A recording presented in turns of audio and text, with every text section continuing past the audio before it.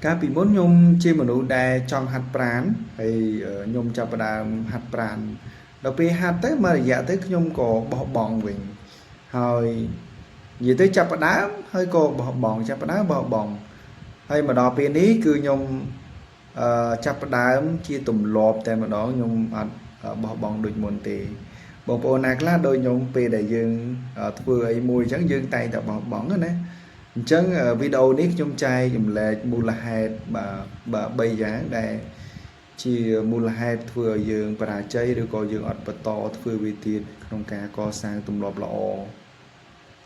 bà chẳng tim muối cứ mua là hai tim muối nó cứ bẹp bòn tình năng cả để dương chập đàm thông bị bà ui tô ho thà ở đây rót sót hay dương chập đàm bà rót mà đập cái lô mà pram cái lô ấy chẳngประกอบជាយើងមានអារម្មណ៍ថាយើងសំពីតខ្លួនឯងហើយយើងអត់ចង់ទៅរត់ទៀតទេដោយសារឈឺខ្លួនផងអីផងអញ្ចឹងជាយោបល់របស់ខ្ញុំពេលដែលយើងអត់ដែរបានធ្វើអីឬក៏រត់សោះគឺយើងអាចចាប់ផ្ដើមតិចតិចដូចខ្ញុំអញ្ចឹងណា start 1គីឡូ2គីឡូហើយការរត់នឹងទៀតសោតយើងរត់ដើរខ្លះអីខ្លះអញ្ចឹងដើម្បីឲ្យរាងកាយរបស់យើងនឹងគឺបន្ស៊ាំហើយមួយទៀតដើម្បីឲ្យឲ្យអារម្មណ៍របស់យើងនឹងកាន់តែចូលចិត្តធ្វើវាបន្តទៀតដែរអញ្ចឹងការដែលយើងធ្វើតិចតិចម្ដងហ្នឹងគឺវាទី1គឺធ្វើឲ្យរាងកាយរបស់យើងនឹងគឺមិនស៊ាំហើយទី2ធ្វើឲ្យអារម្មណ៍របស់យើងនឹងមានការចូលចិត្តទៅធ្វើសកម្មភាពទាំងអស់ហ្នឹងវាអត់ផ្ដល់សម្ពាធទៅលើខ្លួនឯងពេកទេបាទហើយចំណុចទី2តកតងទៅនឹងការ lack of consistency មានន័យថាយើងខ្វះការធ្វើវាធ្វើដដែលហ្នឹងបាទ consistency មានតែខ្វះការធ្វើវាដដែលហ្នឹងដោយសារអីដោយសារយើងគិតថាអូធ្វើម្ដងអញ្ចឹងទៅយើងទទួលបានលទ្ធផលប៉ុន្តែតាមពិតទៅគឺมันទទួលបានលទ្ធផលទេបើយើងធ្វើបានតែម្ដងហ្នឹងអញ្ចឹងយើងធ្វើវារហូតបាទវាថា consistency គឺយើងធ្វើវារហូតដល់ទទួលបានលទ្ធផលល្អហើយការដែលយើងធ្វើរហូតហ្នឹងទោះបីជាបន្តិចក៏ដោយបាទ10នាទីបាទ20នាទីការហាត់ប្រាណហ្នឹងគឺវានឹងបង្កើនទៅជា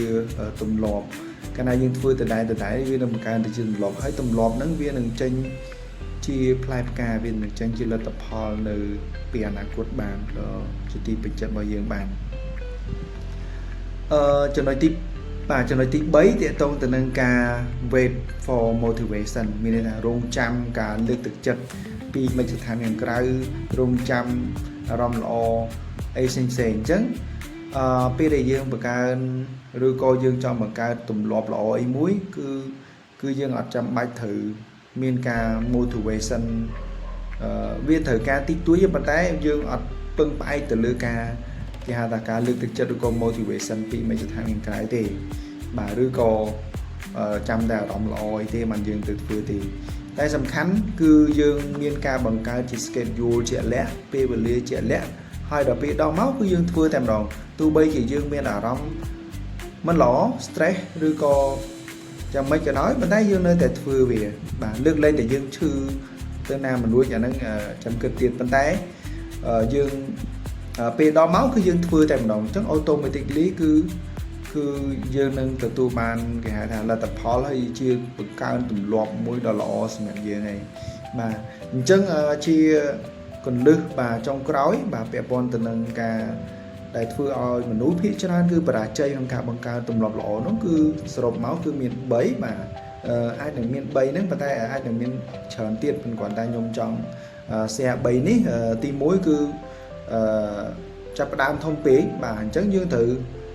ងាកមកចាប់ផ្ដើមតូចបាទតិចបាទដើម្បីឲ្យមិនស៊ាំរាងកាយរបស់យើងហើយយើងមានអារម្មណ៍ល្អហើយចំណុចទី2គឺយើងត្រូវមានន័យថាគាត់អត់មាន consistency បាទអញ្ចឹងយើងត្រូវបង្កើនឬក៏ consistency នឹងធ្វើវាដដែលនឹងបង្កើនជាទម្លាប់ហើយចំណុចទី3បាទពាក់ព័ន្ធទៅនឹងការរងចាំមជ្ឈដ្ឋានខាងក្រៅឬក៏រងចាំការលើកទឹកចិត្តអីផ្សេងបាទអញ្ចឹងយើងត្រូវមាន schedule ជាក់លាក់ដល់ពេលធ្វើគឺយើងធ្វើវាតែម្ដងបាទអរគុណច្រើនបងប្អូនទាំងគ្នាហើយសង្ឃឹមថាបងប្អូនរីករាយហើយក៏ដូចជាទទួលបានចំណេះដឹងថ្មីទាក់ទងនឹងការអភិវឌ្ឍខ្លួនហើយសូមបងប្អូនជួយ Subscribe Channel YouTube ខ្ញុំអ្នកមួយផងបាទដើម្បីទទួលបានវីដេអូថ្មីៗទៀតបាទអរគុណច្រើនបងប្អូនអរគ្នាសូមជម្រាបលា